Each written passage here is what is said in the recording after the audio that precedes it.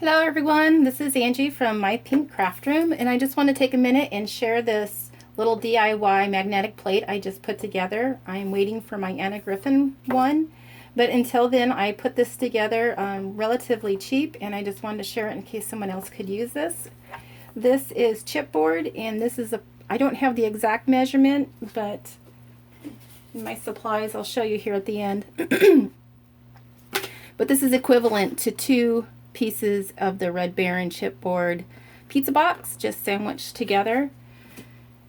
And then the magnetic plate is actually from Walmart. I got the magnetic covers that go over your registers, and there's 2 in the package. They are 6 by 12, and they were less than $4.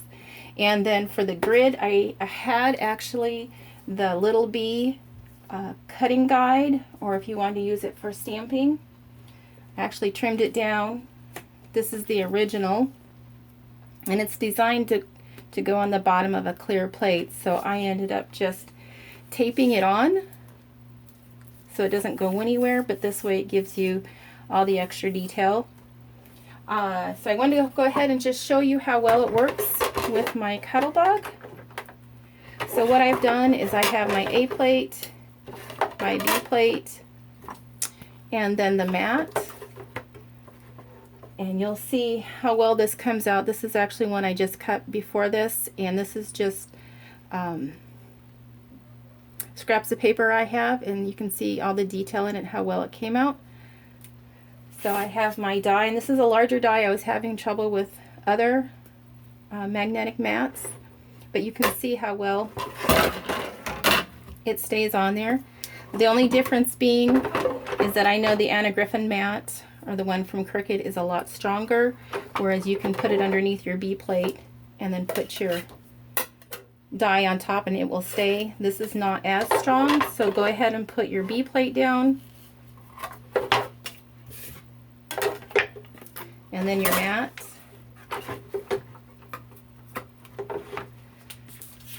and your paper.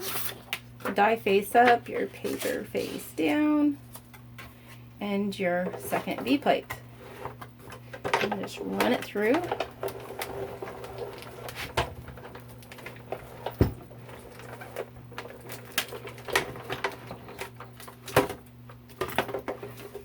And you can see how well it cuts. It just pops right out.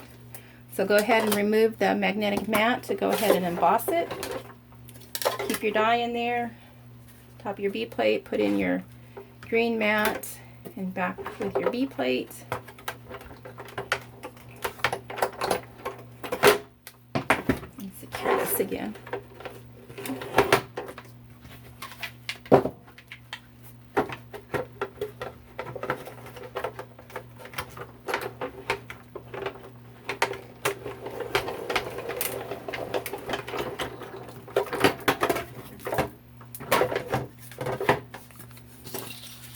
And then you'll see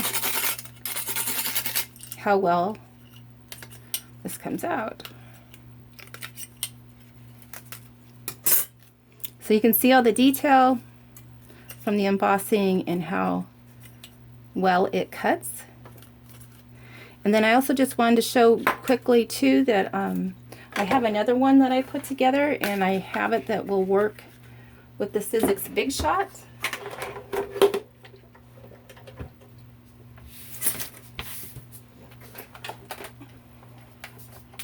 Actually, this one's the Bigkick, but I believe they're virtually the same.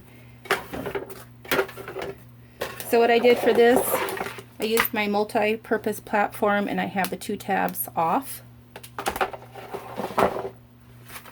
And then my clear plate. And again, this is 2 pieces of chipboard, equivalent to the pizza box, on top of the clear plate. And then this magnet happens to be the magnetic spacer plate from Spellbinders. And I did not adhere this. I wasn't quite sure if I wanted to keep it all together. But it works well if you just lay it on top there.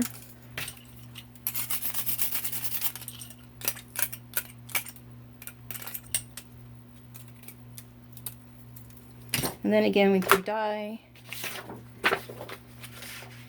face up and your paper face down. in your clear plate and then run it through.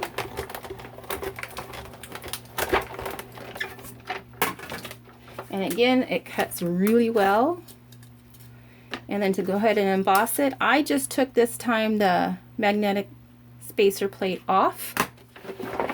I left my clear plate, the shim with my die, and then this is the Sizzix mat to emboss it. The last clear plate, and run it back through.